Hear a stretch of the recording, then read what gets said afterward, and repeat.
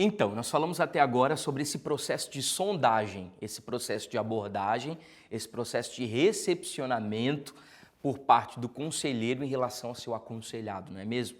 Mas nós aqui falamos de coisas muito importantes, que são elementos primordiais para um processo de escuta. O primeiro deles, obviamente, é a aproximação e depois o processo de escuta. A gente viu, por exemplo, que Jesus, ele viu que dois homens estavam no caminho, ou seja, ele tem uma leitura da vida, ele se aproxima desses dois e escuta a sua conversa e a sua discussão, e então ele estabelece um processo de escuta se juntando a eles para saber exatamente o que os seus corações querem compartilhar. Esses elementos em conjunto constroem para a gente algo chamado discernimento.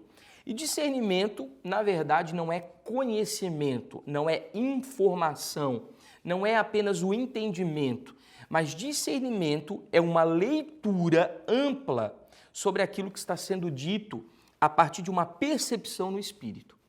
A gente lembra, por exemplo, que Jesus, falando sobre João Batista, ele pergunta para os seus discípulos: o que vocês vieram ver no deserto? Vocês vieram apenas enxergar um caniço agitado pelo vento? E essa palavra ver, no original, ela simboliza e significa construir um conceito de algo. Isso fala de discernimento espiritual. Qual é o discernimento que vocês têm em relação a isso? Apurando aquilo que vocês estão escutando a partir de uma aproximação, qual é a estrutura que vocês construíram com base nesse relacionamento. Então nós precisamos entender qual é a percepção espiritual que precisa ser aguçada. Nós precisamos enxergar não com olhos humanos, mas sim com olhos espirituais. Precisamos tocar não com toque humano, mas com toque do Espírito. Precisamos escutar não com os nossos ouvidos naturais, mas ter uma audição espiritual, ou seja, nós precisamos observar e a partir dessa observação construir conceitos que não estejam ligados somente às minhas experiências pessoais, somente às informações que eu tenho recebido a partir das minhas leituras e treinamentos, a partir do conhecimento que eu tenho adquirido a partir desses anos, embora todas essas questões elas também sejam crivos, ou sejam véus que me possibilitam passar por um filtro tudo aquilo que eu estou recebendo. Mas o que vai fazer a grande diferença nesse processo de discernimento é justamente o apoio que você terá por parte do Espírito Santo de Deus e a luz da sua palavra, a luz das Escrituras. Isso é que vai fazer com que você possa ter um discernimento mais apurado daquilo que está adiante dos seus olhos. Agora, Jesus, ele tem uma forma de trabalhar. Se nós formos observar o ministério de Jesus, a gente vai observar que Jesus tem uma forma específica de trabalhar a partir do aconselhamento. Eu quero ler com vocês dois textos para que vocês percebam como Jesus trabalha.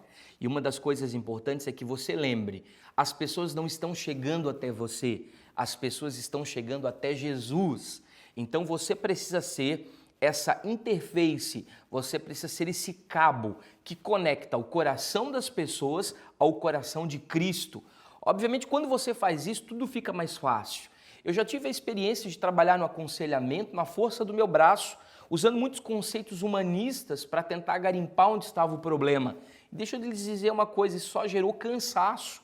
Só gerou enfado, porque foi na força do braço, no meu tempo, na minha estrutura humana, eu não consegui chegar a lugar algum. Agora, quando você coloca Cristo como a base, a palavra de Jesus, a palavra de Deus como esteio para a construção do seu aconselhamento, você faz sobre a luz, sobre a ótica do Espírito Santo e conduz essa pessoa ao coração de Deus, aquilo que talvez demoraria 3 horas para você resolver, em 5 minutos, Deus dá a chave do coração desta pessoa e você consegue ver libertação diante dos seus olhos, porque você consegue conduzir o coração desse indivíduo até o coração de Deus. O grande problema é que nós trouxemos as pessoas a nós e nós deveríamos conduzir as pessoas a Jesus, porque a solução, obviamente, parte dele. E eu quero ler com você o primeiro texto que está em Isaías, no capítulo 1 e no versículo 5 e 6, para que você conheça um pouco do estado de como as pessoas se aproximam de você e como elas estão chegando na sua sala de aconselhamento. E diz assim: Por que haveis de ainda ser feridos, visto que continuais em rebeldia? Toda a cabeça está doente, ou seja, todo o seu pensamento está adoecido. E diz assim, todo o coração está enfermo, ou seja, suas motivações, seus sentimentos, suas emoções, sua consciência, tudo isso está em estado inflamatório, purulento, está passando por um processo de adoecimento. E você precisa retirar esse indivíduo desse lugar. E você é apenas o canal ou a ferramenta que o Espírito Santo vai usar para levar essa pessoa à libertação. E esse texto continua dizendo assim, desde a planta do pé até a cabeça, não há nele coisa sã, senão feridas, contusões e chagas inflamadas, umas e outras não espremidas, nem atadas, nem amolecidas com óleo. Ou seja, as pessoas chegam enfermas, as pessoas chegam num processo de adoecimento, as pessoas chegam num processo de muitas enfermidades do ponto de vista espiritual que necessitam de uma cura, necessitam de uma abordagem. E nós precisamos entender, não é na força do nosso braço, não é com a nossa intelectualidade, não é com as nossas abordagens humanistas, não. Todas essas questões serão usadas, na verdade, como um fundamento, como uma ferramenta. Aliás, não é desse jeito. Todas essas questões serão usadas, na verdade, como ferramentas que poderão conduzir você a um processo de aconselhamento terapêutico pastoral. Mas se você quiser realmente transformação e mudança, você precisa conduzir estas pessoas a Cristo, conduzi-las a Jesus por meio da ação do Espírito Santo. Um outro texto que eu quero ler com você está no livro de Salmos 38, e eu gosto muito de utilizar esse texto de Salmos 38 para ministrar acerca do estado espiritual, do ponto de vista emocional que essa pessoa se encontra, ou seja, como está o estado da sua espiritualidade em relação às doenças da sua alma. Às vezes fica até confuso de você saber, dentro de um processo de tricotomia, e nós vamos ver isso nas próximas aulas, como está o estado do indivíduo. Você não sabe se o problema é espiritual, você não sabe se o problema é fisiológico, do ponto de vista biológico, ou você não sabe se o trabalho ali é almático, do ponto de vista dos sentimentos, das emoções, dos pensamentos. Você não sabe se é corpo, alma ou espírito. Está muito confuso quando você lê Salmo 38, que diz assim: não me repreendas, Senhor, na tua ira, nem me castigues no teu furor. Cravaram-se em mim as tuas setas e a tua mão recaiu sobre mim. Ou seja, aqui é uma expressão, na verdade, figurada sobre o que está acontecendo com o salmista. Não há parte sã na minha carne, ou seja, ele está falando de um problema físico, por causa da tua indignação. Ele está falando de um ponto de vista espiritual. Não há saúde nos meus ossos, ou seja, ele está falando questões físicas, por causa do meu pecado, ou seja, de uma contaminação do ponto de vista do espírito. Pois já se elevam acima da minha cabeça as minhas iniquidades. Ele está falando de um processo aqui de maldições hereditárias, de um processo, na verdade, de heranças ancestrais, de um fútil legado que foi deixado sobre a vida dele. Ele está falando de um processo de reprodução e de repetição de pecados geracionais cometidos de linhagem após linhagem. E ele diz, como fardos pesados excedem as minhas forças. Aí você já não sabe se ele está falando de uma capacidade física ou se ele está, na verdade, falando de uma capacidade espiritual ou emocional. Tornam-se infectas e purulentas as minhas chagas por causa da minha loucura. Ele está falando que tem chagas no seu corpo e que estão ligadas à sua loucura, ou seja, seu processo de pensamento está confuso. Ele encontrou um lugar de desespero e diz assim, sinto-me encurvado, falando de um estado físico, e sobretudo abatido, e ando de luto o dia todo. Ardem-me os lombos e não há parte sã na minha carne. Estou aflito e muito quebrantado, dou gemidos por efeito do desassossego do meu coração. E na tua presença, Senhor, estão os meus desejos todos, e a minha ansiedade não te é oculta.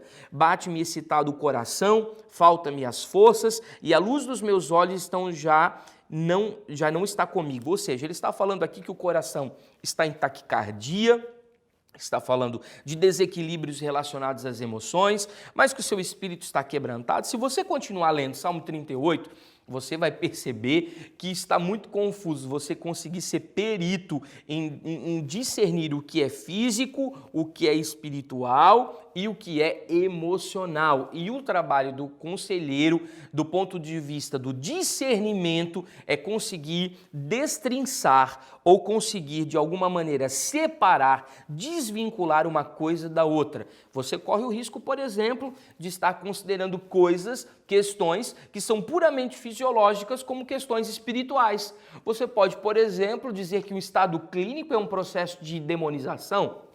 Peguemos, por exemplo, uma mulher com 55 anos e já está com situações hormonais em desequilíbrio por conta do que nós chamamos de menopausa ou passagem da idade. Ela vai ter seus calorões, ela vai ter sua insônia, ela vai ter seus desequilíbrios em relação às emoções e ela pode, inclusive, entrar num quadro depressivo bastante significativo por conta da baixa nos seus hormônios, como a progesterona, como o estrogênio, e isso vai mexer diretamente com a produção dos seus neurônios. Você vai ver que ela não vai conseguir produzir dopamina, serotonina, noradrenalina ou todos os outros hormônios, todos os outros hormônios reguladores de humor e responsáveis pela qualidade de vida.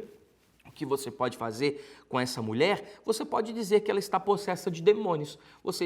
Pode dizer que ela está passando por um processo de opressão diabólica. Mas basta que ela vá ao médico e você vai descobrir que, na verdade, ao invés de demônios, ela está com problemas de hormônios. Então, saiba muito como ser pericial nesse processo de discernimento. Porque a partir do momento que você estabelece a escuta, você se aproxima desse indivíduo, você começa a discernir uma coisa da outra. E saiba, não é a sua leitura que vai ser fundamentada aqui, e sim uma aproximação com Cristo, uma aproximação com Jesus. O que o Espírito Santo está levando você a entender acerca do estado emocional desse indivíduo? Para saber se ela está com problemas espirituais, com problemas emocionais ou com problemas físicos. Nós somos seres tricotômicos e, portanto, nós precisamos de uma avaliação bastante equilibrada e sensata sobre o nosso estado de vida.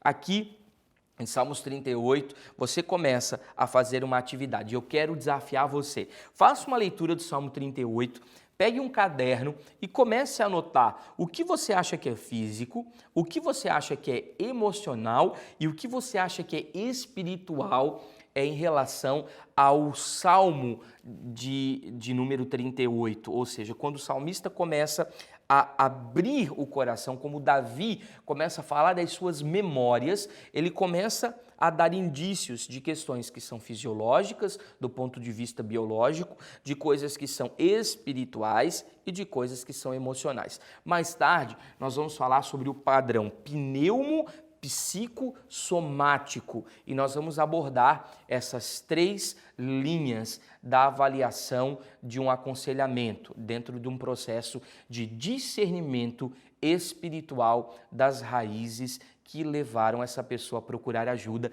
dentro de um gabinete pastoral.